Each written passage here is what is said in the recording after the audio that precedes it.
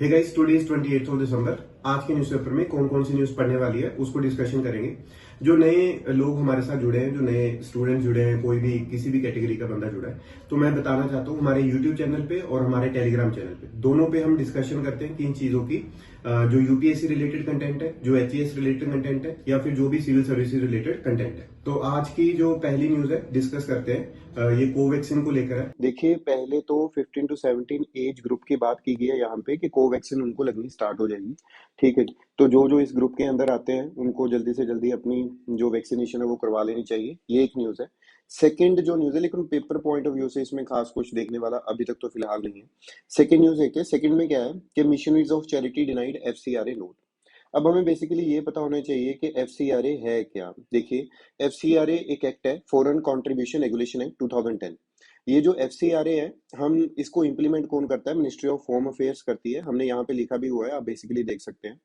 तो इसमें और क्या चीज है, जो इंडिविजुअल्स हैं उनको परमिट किया जाता है कि वो एक्सेप्ट कर सकते हैं foreign contributions without permission of ministry of home affairs, लेकिन वो लिमिट रहेगी, it should be less than 25,000 rupees. Number two. Number three, आपने एक चीज याद रखनी है, जो भी ऑर्गेनाइजेशन अगर कोई भी रजिस्टर होती है एज एनजीओ या कुछ भी, तो उसको 5 साल के बाद में दोबारा से रजिस्टर करवाना पड़ता है। अब आपका काम क्या है? देखो, एफसीआरए जो एक्ट है 2010 का, इसमें बेसिकली अमेंडमेंट हुई है, तो आपने एक बार देखना है कि कौन सी अमेंडमेंट है और क्या क्या उसमें अमेंडमेंट के फीचर्स हैं। ठीक है जी, ये आपका काम है। अदरवाइज ये जो एफसीआरए है और कल वाला एक जकोपा वाला जो हमने देखा था, ईरान वाला इशू, उस दोनों को मतलब इकट्ठा करके जो भी बड़े टॉपिक्स रहेंगे वो हम संडे को डिस्कस करने की कोशिश करेंगे। ठीक है जी। उससे पहले आप अपने आप से पढ़ सकते हैं। नंबर टू देखिए, नंबर टू जो न्यूज है इंपॉर्टेंट, एफसीआरए के बारे में आपने याद रखना है। ठीक है जी। 6 Naxals killed in the Sukma encounter. देखो, इसमें न्यूज में कुछ ऐसा सच तो नहीं है। पहली चीज तो ये जो नक्सलिज्म है ये किस चीज से रिलेटेड रहेगा? हमारा जीएस 3 से। यूपीएससी मतलब इंटरनल सिक्योरिटी का हमारा पार्ट है। तो internal security, law and order problem, ये वाली सारी चीजें यहाँ पे आती है। हम देखते हैं इसके बारे में थोड़ा सा। देखिए, लेफ्ट विंग एक्सट्रीमिज्म की जब मैं बात करता हूँ, इसको पॉपुलरली माओइस्ट भी बोला जाता है। ठीक है जी। World wide and edge naxalites in India. अब ये जो नक्सलिज्म टर्म है ये कहाँ से आई थी? एक विलेज था नक्सलबारी। ठीक है जी, जहाँ पे ये सबसे पहले स्टार्ट हुआ था, और बेसिकली ये एक पीजेंट रिवोल्ट की तरह चल रहा था। लेकिन बाद में जो चीज है वो कुछ और बन गई, क्योंकि it was influenced from the, अगर हम बात करें, माओ जिडोंग। ठीक है जी। तो इसमें और क्या है, ये जो नक्सलबारी एरिया में ये जो रिवोल्ट चल रहा था वर्किंग पीजेंट्स का अगेंस्ट दी लैंडलॉर्ड्स और अगेंस्ट दी गवर्नमेंट, उसकी जो लीडरशिप थी वो दो लोगों के पास थी, एक तो कन्नू सन्याल और एक जगन संथाल। और ये जो रेबेलियन है ये इनिशिएट किया गया था, कब किया था? ये किया गया था इनिशिएट 1967 में। ये मूवमेंट आज की डेट में छत्तीसगढ़, उड़ीसा, आंध्र प्रदेश में फैली हुई है। बेसिकली इसके लिए डिफरेंट डिफरेंट चीजें की जा रही हैं टाइम टू टाइम, जिसमें हमें पता चल रहा है। अच्छा, एक और चीज, जो माओइज्म है इनका मतलब डॉक्ट्राइन क्या है, ये चाहते हैं कि स्टेट पावर को कैप्चर किया जाए, और इसमें कॉम्बिनेशन चाहते हैं वो आर्म्ड इंसर्जेंसी का, मास मोबिलाइजेशन और स्ट्रेटेजिक अलायंसेस का। तो ये बेसिकली थोड़ा सा एक पार्ट है। लेकिन क्वेश्चन पूछा जाता है कि जो माओइज्म है या नक्सलिज्म है, क्या ये सिर्फ और सिर्फ लॉ एंड ऑर्डर प्रॉब्लम है? ठीक है, एक ये क्वेश्चन पूछा जाता है। या फिर बेसिकली ये पूछा जाता है कि जो माओइज्म है या फिर नक्सलिज्म है, वो बेसिकली आई सिर्फ किस वजह से है? ये पीजेंट रिवोल्ट की वजह से। तो इसके पीछे ये क्वेश्चन कई बार पूछे जाते हैं, तो आपने इन चीजों का ध्यान रखना है। ठीक है जी। अब आगे क्या है, जो केरला है, एक नीति आयोग का हमारा इंडेक्स आता है, जिसको हम बोलते हैं हेल्थ इंडेक्स। और जो हेल्थ इंडेक्स है उसमें केरला ने टॉप किया है, और जो उत्तर प्रदेश है वो आया है बॉटम पे। ठीक है जी, इतना ध्यान रखना है। ये आगे फिर हम न्यूज डिस्कस करेंगे, अगले पेज पे फिर आई हुई है। अब आगे देखिए, आगे क्या न्यूज है, जुडिशियल कस्टडी के बारे में न्यूज है। जो जुडिशियल कस्टडी है और जो पुलिस कस्टडी है, ये दोनों डिफरेंट होते हैं। जो जुडिशियल कस्टडी है उसमें बेसिकली जो बंदा है उसको जेल में लेके जाया जाता है, और जो पुलिस कस्टडी है उसको पुलिस स्टेशन में लेके जाते हैं। ये मैजिस्ट्रेट के अंडर रहती है और ये पुलिस वालों के अंडर रहती है। और बेसिकली जो जुडिशियल कस्टडी है उसमें जो इंटेरोगेटिव जो भी बंदा है, इन्वेस्टिगेशन ऑफिसर है, उसको अगर कोई भी इन्वेस्टिगेशन करनी है, जो बंदा है उसको पहले कंसेंट लेनी पड़ेगी, परमिशन लेनी पड़ेगी, किसकी? मैजिस्ट्रेट की। ठीक है, तो बेसिकली ये डिफरेंस है। तो ये क्वेश्चन पूछा गया, आपको याद रखना है ये क्वेश्चन। आगे देखते हैं। आगे क्या है चीज? आगे जो न्यूज है यहाँ पे तो कोई बेसिकली न्यूज़ एज सच नहीं है पढ़ने वाली। आगे देखते हैं। आगे जो मेन इंपॉर्टेंट हमारा आर्टिकल है, एक तो ये चीज़ हम बहुत बार डिस्कस कर चुके हैं। आपस्पा के बारे में भी हमने डिस्कस किया था एक बार, और एक बार हमने नागा इशू के बारे में भी थोड़ा सा डिस्कस किया था।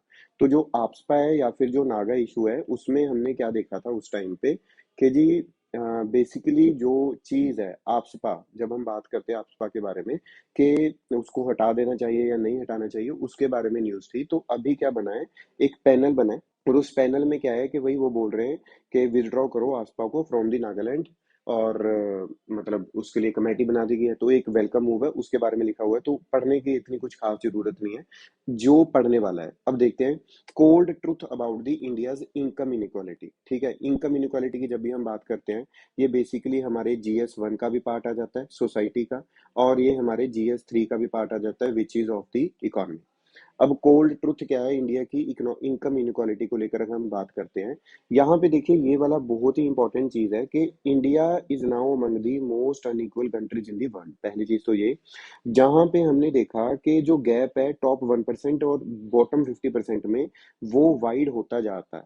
ठीक है, और जो टॉप का 1% बंदा है, वो ही मोर देन 59% और 80% या 60% जो इनकम है वो अपने पास रख रहा है। ठीक है, एक तो ये चीज, और ये जो गैप है ना, ऊपर वाले 1% के बीच में और नीचे वाले 50% के बीच में, ये गैप है जो वो वाइड होता जा रहा है United kingdom, China, Russia, France से भी ज्यादा। उसके बाद में एक और चीज जिन्हों जो सेकंड पैराग्राफ में यहाँ पे लिखी गई है, पॉवर्टी हैज परसिस्टेड। अब ये पॉवर्टी हैज परसिस्टेड का कॉन्सेप्ट क्या है, देखिए।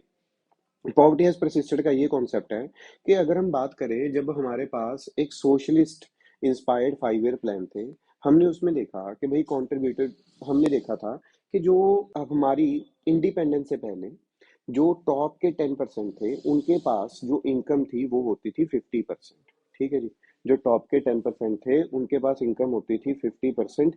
लेकिन अभी हमने बेसिकली क्या देखा कि ये जो सोशलिस्ट प्लान की वजह से ये 35% तक तो आ गई थी। ठीक है जी, एक तो ये चीज होगी। सेकेंडली हमने ये देखा कि चलो ठीक है, इतना चलता रहा, लेकिन 1980s में, 1990s में जब हमने LPG करना स्टार्ट किया, लिबरलाइजेशन, प्राइवेटाइजेशन, ग्लोबलाइजेशन, तब हमने देखा कि ये जो इनइक्वालिटी है दोबारा से बढ़नी स्टार्ट हो गई। ठीक है जी, और तब हमने काम करना स्टार्ट किया था, इसमें नहीं लिखा हुआ है, एक्स्ट्रा चीज बता रहा हूँ, वॉशिंगटन कंसेंसस पे। और वॉशिंगटन कंसेंसस में यही चीज हमने देखी कि हर एक वर्ल्ड की कंट्री ने जिसने इसको अडॉप्ट किया वॉशिंगटन कंसेंसस को, वहां पे इन इक्वालिटी राइज हुई ही हुई है। ठीक है जी, एक तो ये चीज। अब जब हम पोस्ट 2014 की यहाँ पे बात कर रहे हैं, तो यहाँ पे हमने क्या देखा कि भाई प्राइवेटाइजेशन हो रही है। ठीक है, बिग बिजनेस जो है उनको ज्यादा प्रायोरिटी दी जा रही है, जिसकी वजह से ये जो गैप है, ये जो इनइक्वालिटी है, और भी इंक्रीज होती हमें दिखाई दे रही है। अब उसके बाद में स्टैटिक ग्रोथ रेट की बात करते हैं। स्टैटिक ग्रोथ रेट, ठीक है जी, जो चक्रवर्ती साहब है उन्होंने बताया कि भाई 1951 से 81 के टाइम पीरियड में अगर हम देखते हैं, तो जो रेट ऑफ ग्रोथ है, जो नीचे वाले लोग हैं बॉटम 50%, जो रेट ऑफ ग्रोथ है उनकी पर ईयर बढ़ती थी 2.2% बढ़ रही है, और ये वैसे ही बढ़ती जा रही है पिछले 40 साल से। मतलब जो उनकी इनकम है उसमें बहुत ज्यादा जो इंक्रीज है वो नहीं हो पाया। ठीक है जी, तो ये सर्वे और डेटा है, इसमें कुछ बहुत खास इंपॉर्टेंट चीज नहीं है, तो हम इसको छोड़ सकते हैं। अगर कोई रिपोर्ट होती तो बेसिकली हम इसको मार्क करते।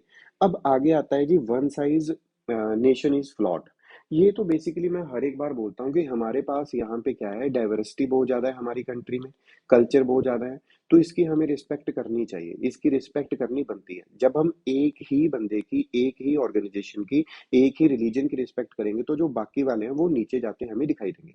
और वही चीज उन्होंने लिखी है, कहते थे rapid movement of India in the reverse direction of secularisation. देखो ना, सेक्युलराइजेशन की रिवर्स डायरेक्शन।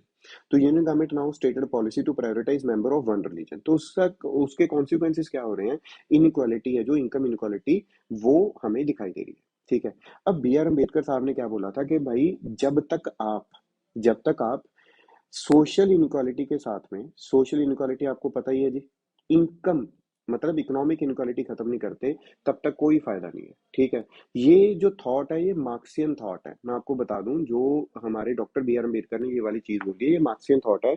उन्होंने बोला था मार्क्सियन थॉट में, अब सपोज कर लो हमने डेमोक्रेसी दे दी थी, डेमोक्रेसी में हमने किस चीज की पावर दे दी? वोट करने की पावर। लेकिन वोट करने की पावर तो आपकी तभी तक रहेगी ना जब तक आपके पास इनकम पावर है, मतलब इकोनॉमिक पावर है। आपका दिमाग ही तब चलेगा। नहीं तो वो लोग आएंगे, कोई भी पॉलिटिकल पार्टी में, कोई एक पार्टी को टारगेट नहीं कर रहे हम, कोई भी पॉलिटिकल पार्टी आएगी, शाम को वो बोलेगी हाँ जी वोट किसको डालनी है, उसको एक आधा कोई बोतल पकड़ा देगी, ठीक है जी, अल्कोहल की बोतल पकड़ा दी, किसी भी चीज को कोई पैसे दे दिए, तो उनकी वोट को खरीदा जाएगा। जब तक आपके पास, मतलब जो आपकी पॉलिटिकल इक्वालिटी आपने दी है वो तब तक पूरी नहीं हो पाएगी, या सोशल इक्वालिटी तब तक पूरी नहीं हो पाएगी जब तक इनकम इनइक्वालिटी को हम खत्म नहीं करते।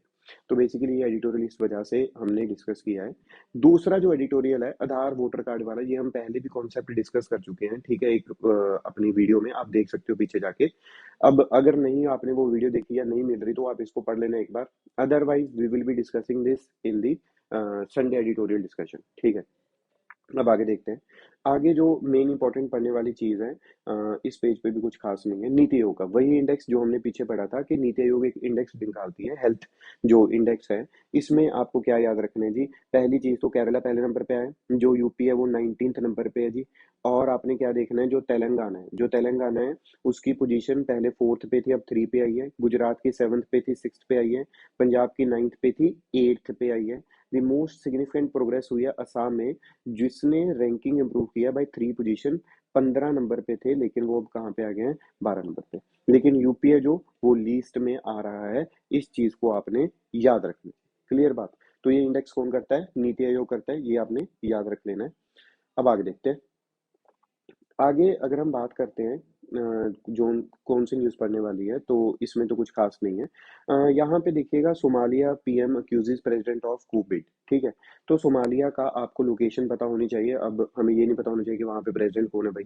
अगर कोई नया आएगा, कुछ नई अपॉइंटमेंट होगी, फिर तो छोटे एग्जाम के लिए इंपॉर्टेंट हो जाएगा, अदरवाइज यूपीएससी के लिए तो ऐसा कुछ खास इंपॉर्टेंट नहीं है। तो सोमालिया की पोजीशन देखिए जी। सोमालिया जी ये यहाँ पे सेशल्स है, ये भी आपने याद रखना है। यहाँ पे आपको इंडियन ओशन नजर आएगा। और ये सोमालिया के साथ में इथियोपिया लग रहा है।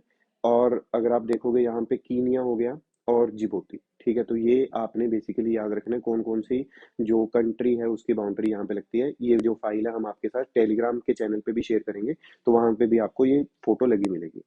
अब आगे है, Google moves to high court, seek probe time to respond in CCI probe. अब सीसीआई है क्या? सीसीआई हमने पहले भी एक वीडियो में डिस्कस किया हुआ है, चलो दोबारा से देखते हैं। देखिए, कंपटीशन कमीशन ऑफ इंडिया है, एक स्टैट्यूटरी बॉडी है, और ये गवर्नमेंट ऑफ इंडिया की है। पहले एक एक्ट रहता था, एमआरटीपी एक्ट। एमआरटीपी एक्ट था जो वो मोनोपलीज होने से रोकता था, लेकिन उसको गलत तरीके से भी यूज किया जा रहा था बाय द गवर्नमेंट अथॉरिटीज, ठीक है। तो एक कमेटी बनती है जिनका नाम है राघवन कमेटी। राघवन कमेटी ने बेसिकली आते ही क्या किया, इस ये जो एक्ट है एमआरटीपी एक्ट, इसको रिपील करने के लिए बोला और उसको रिप्लेस कर दिया गया कंपटीशन एक्ट 2002 से। तो इसको कंपटीशन एक्ट 2002 को रेगुलेट करने के लिए एक रेगुलेटरी अथॉरिटी बनाई जिसका नाम रखा कंपटीशन कमीशन ऑफ इंडिया। तो कंपटीशन कमीशन ऑफ इंडिया क्या देखती है कि कंपिटिटिव वे में अगर कोई एजेंसीज, कोई इंडस्ट्रीज काम कर रही है वो तो ठीक है, अगर नहीं उस तरह से कर रही तो उसको कैंसिल करने की कोशिश करते हैं। तो कंपटीशन कमीशन ऑफ इंडिया का यही है, इतना ही। इसमें भी बेसिकली थोड़ी बहुत अमेंडमेंट हुई है, तो अगर आप देखना चाहते हो तो आप गूगल कर सकते हो जी। अदरवाइज मैं आपको बार बार बोल रहा हूँ, जो भी मेन आर्टिकल्स हैं, जो भी मेन चीजें हैं जो हम नहीं डिस्कस कर पा रहे थोड़े टाइम की वजह से, हम इसको डिस्कस करेंगे इन दी संडे एडिटोरियल डिस्कशन, ठीक है जी। तो ये आज के लिए इतना ही, और आगे आने वाली अपडेट्स के लिए और जो भी आगे हम कोर्स, फ्री कोर्स हम देंगे एक पूरे सब्जेक्ट का, तो वो थोड़े से टाइम तक हम स्टार्ट करने जा रहे हैं, और which will be related to mains only, ठीक है जी। फिर बाद में जब प्रीलिम्स नजदीक आएगा तो कुछ प्रीलिम्स का भी हम कंटेंट डालेंगे उस चीजों के लिए, या फिर कोई भी पीडीएफ के लिए, कोई भी क्वेरी आपकी, आप हमारा टेलीग्राम चैनल और हमारा जो यूट्यूब चैनल है उसको सब्सक्राइब करिए। Thank you so much.